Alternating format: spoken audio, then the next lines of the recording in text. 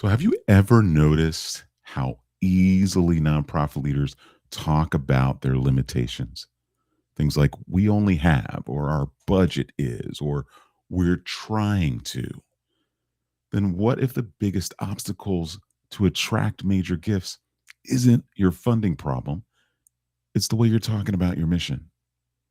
Today, I'm going to talk about why nonprofit leaders often shrink their vision and how that affects donor engagement in fundraising and organizational growth. That is our focus on this episode. Let's huddle up.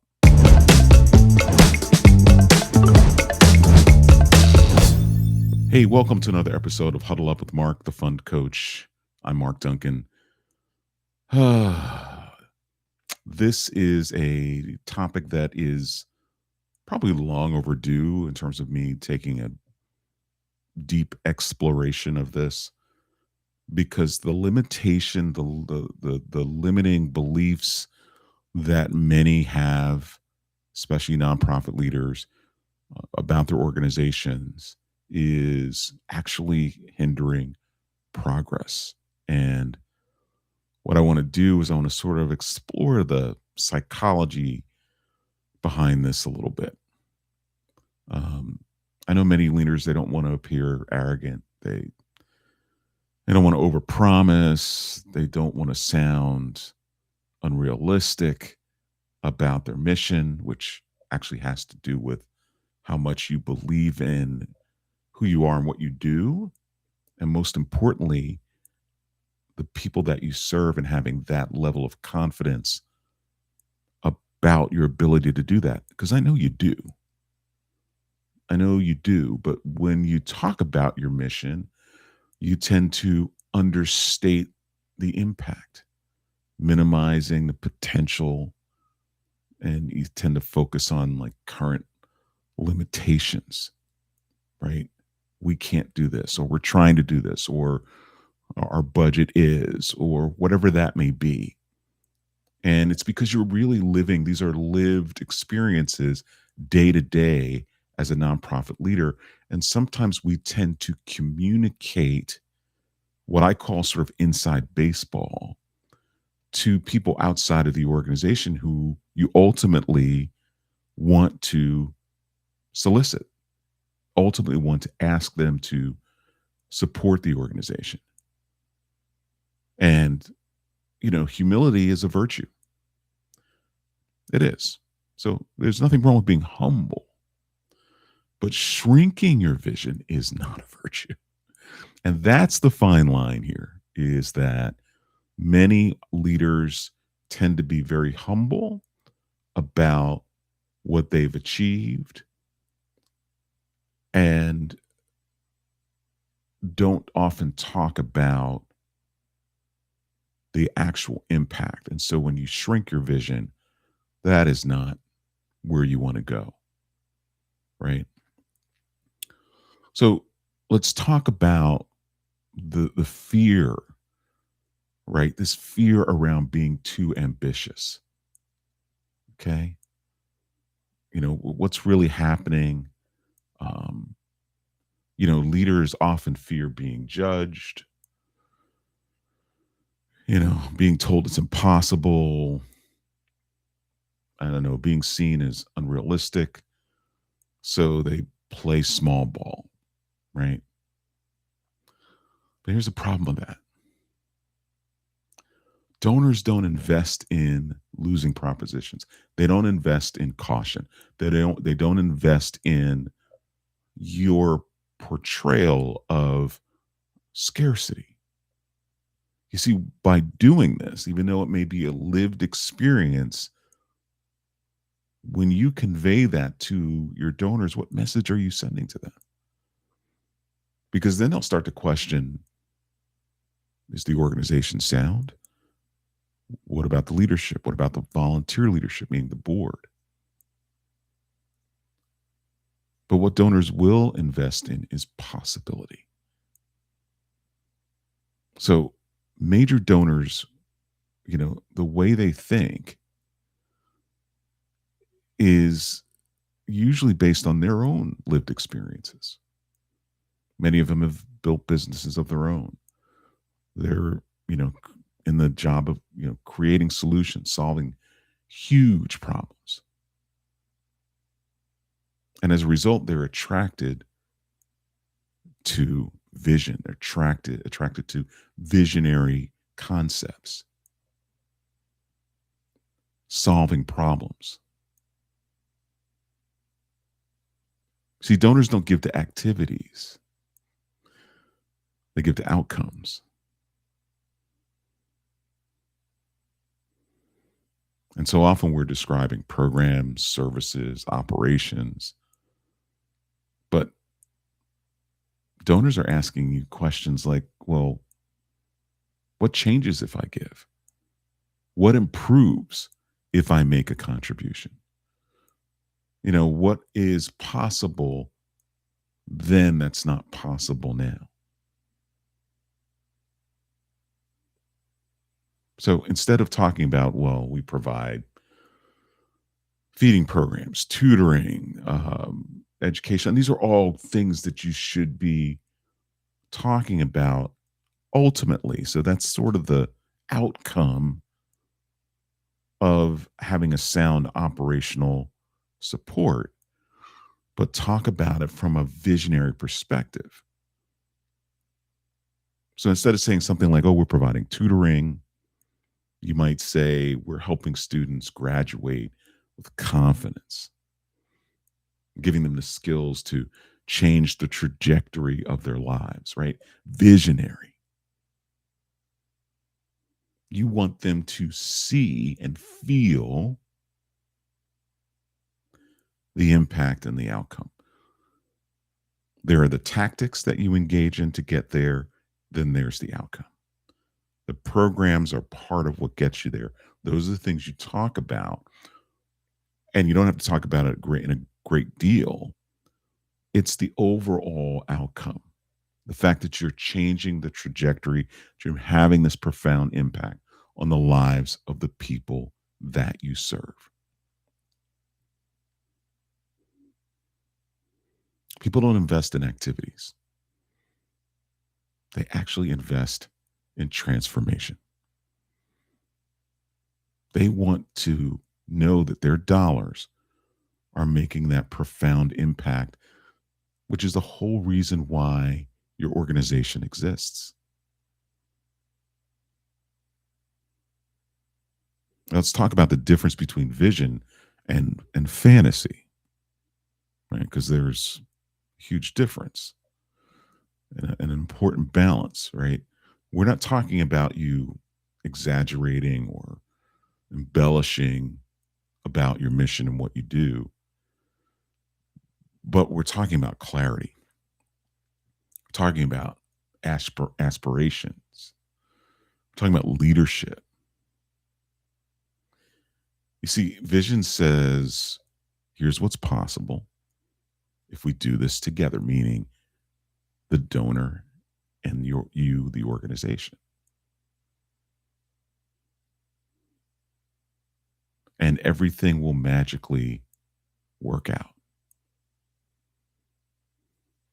So you have to teach them to confidently listen, and you have to confidently communicate all the possibilities about what you're able to accomplish as a mission. Because small visions, small talk, small ball just creates small gifts. And when you shrink your mission, when you diminish who you are, and again, you're not doing this on purpose, when you are in a lived experience of, in some cases, hand to mouth, and it doesn't matter how large or small the organization is. You can have an organization that has a $5, $6, $7 million budget and still be thinking and talking this way. And as a result of that, we tend to ask small, we tend to think small, and we invite small, meaning we invite small participation. And donors are going to respond accordingly. You get what you ask for. That's why it's important to be bold when you ultimately do ask. See, the size of the ask often reflects the size of your vision as a leader. And if you want major gifts, you have to talk boldly about your organization and talk from a vision perspective. What is the ultimate outcome? How are you impacting the lives of the people that you serve? So you have to move beyond this limitation, this feeling unworthy, both as an organization and as a leader, to talk boldly about what it is you're hoping to accomplish or what you are accomplishing, because you are transforming lives. See, sometimes we get so lost in the details and so mired in this program and, oh, we didn't get this equipment and we don't have enough staff, and all of those things. But at the end of the day, you're still making that profound impact. So you got to talk about what matters. Got to talk about who it changes. And you got to talk about what becomes possible in partnership with them.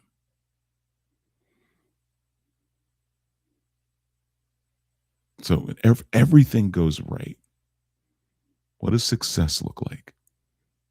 What's the stuff that keeps you awake at night? Not the things that you're worried about.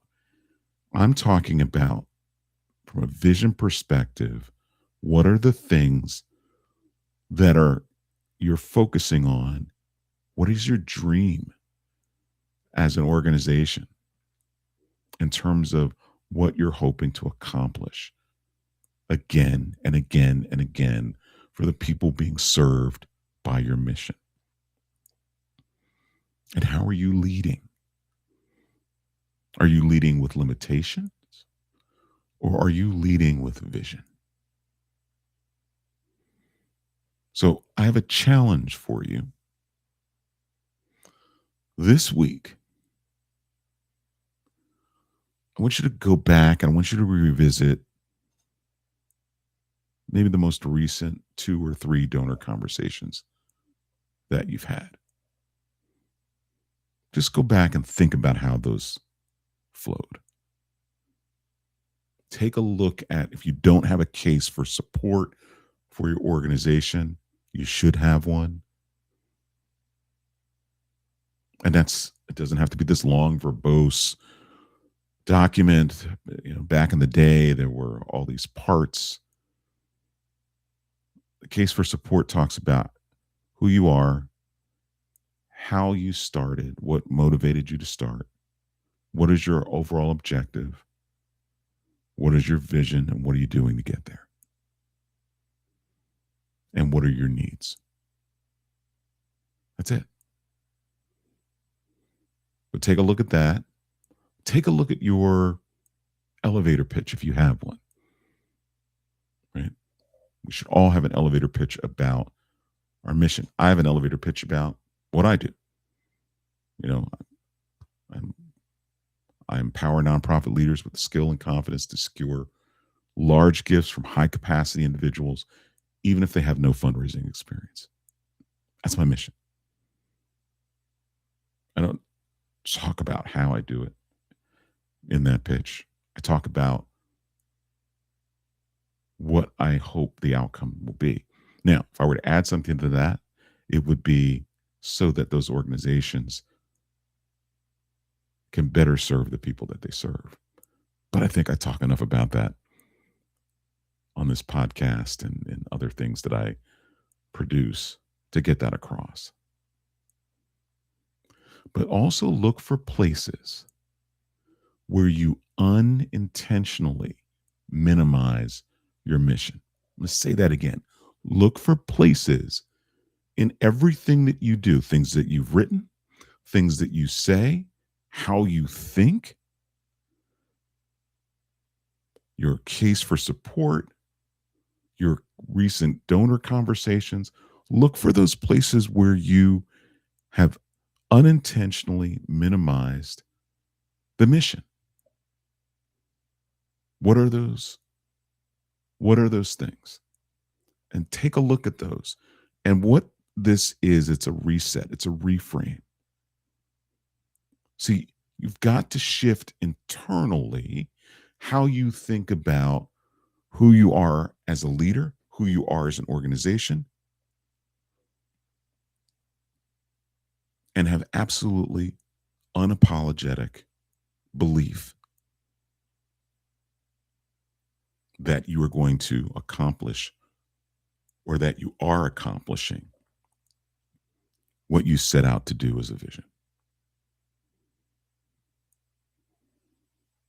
If you convey that,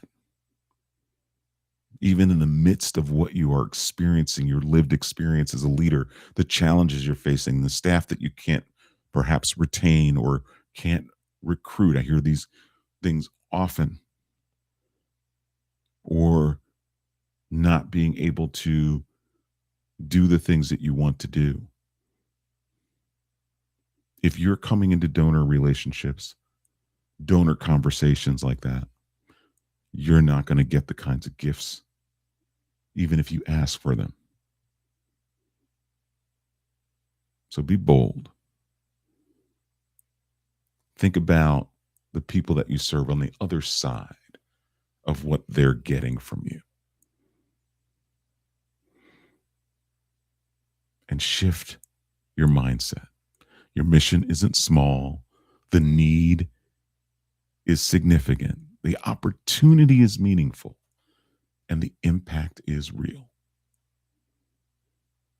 And donors need leaders who are willing to communicate that boldly.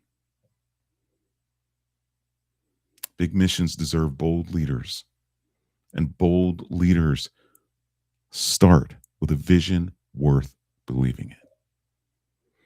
I really hope this has been helpful to you.